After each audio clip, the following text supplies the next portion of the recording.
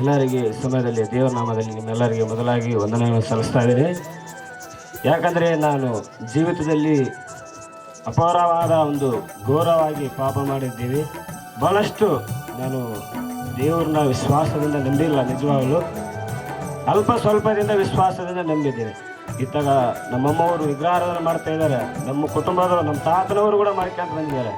ಆದರೆ ನಾನು ಸ್ವಲ್ಪ ದೇವರನ್ನು ತಿಳ್ಕೊಂಡು ವಿಶ್ವಾಸ ಬರಬೇಕಂತೇಳಿ ನಾನು ತಿಳ್ಕೊಂಡು ಬಂದಿದ್ದೀನಿ.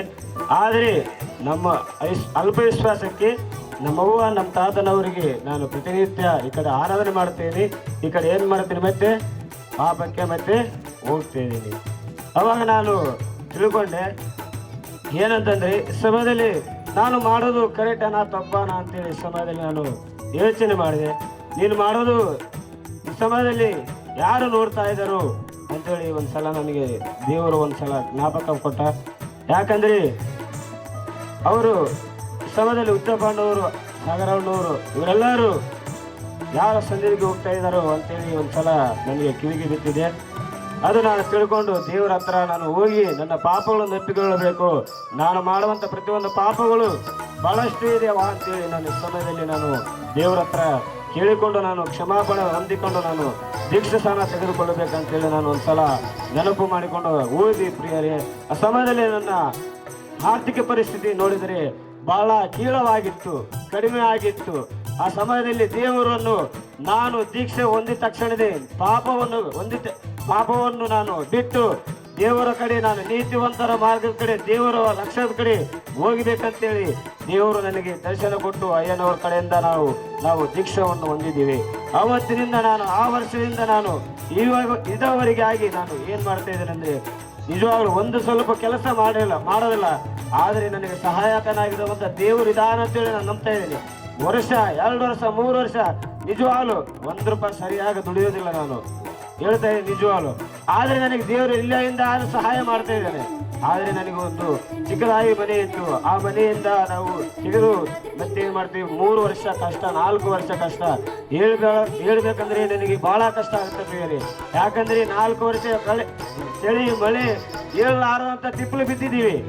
ಯಾಕಂದರೆ ಈ ಸಮಯದಲ್ಲಿ ನನಗೆ ಯೇಸಪ್ಪನ ಸಹಾಯ ಮಾಡಿದ್ದೇನೆ, ಆತನಿಗೆ ನಾನು ಉಪಕಾರ ಹೇಳಬೇಕು ಅಂತೇಳಿ ನಾನು ಒಂದ್ಸಲ ದೇವರ ಹತ್ರ ಹೋಗಿ ನಾನು ನನ್ನ ಸಾಕ್ಷಿಯನ್ನು ದೇವರಿಗೆ ಹೇಳಿದೆ ಪ್ರಿಯರೇ. ಏನಂತಂದರೆ, ದೇವರೇ ಈ ಮನೆಯನ್ನು ಸ್ಯಾಂಕ್ಷನ್ ಆಗಿದೆ, ಈ ಮನೆಗೆ ಬಿಲ್ಲು ಬರುವಂತೆ ಅಂತೇಳಿ ನಾನು ಪ್ರತಿನಿತ್ಯ ಒಂದು ಸಮಸ್ಯೆ ಸ್ಥಿತಿ ಬರ್ತಾ ಇದ್ದೇನೆ ಪ್ರಿಯರೇ.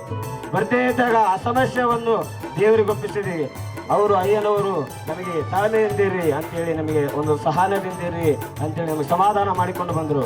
ಆದರೆ ಈ ರೀತಿಯಾಗಿ ನನ್ನ ಮನೆ ನಿಜವಾದ ಸಮಯದಲ್ಲಿ ನನ್ನ ಕೈ ಎತ್ತಿ ಹೇಳ್ತಿದ್ದೀನಿ, ಇಲ್ಲಿವರೆಗೆ ನನ್ನ ಮನೆ ಬಂದಿದೆ ಅಂದ್ರೆ ಕೂಡ ನಾನು ನಂಬ್ತಾ ಇಲ್ಲ ಪ್ರಿಯರೇ. ಆದರೆ ದುಡ್ಡು ಏ ರೀತಿಯಾಗಿ ಬಂದಿದ್ರು ಕೂಡ ನಾನು ನಂಬ್ತಾ ಇಲ್ಲ.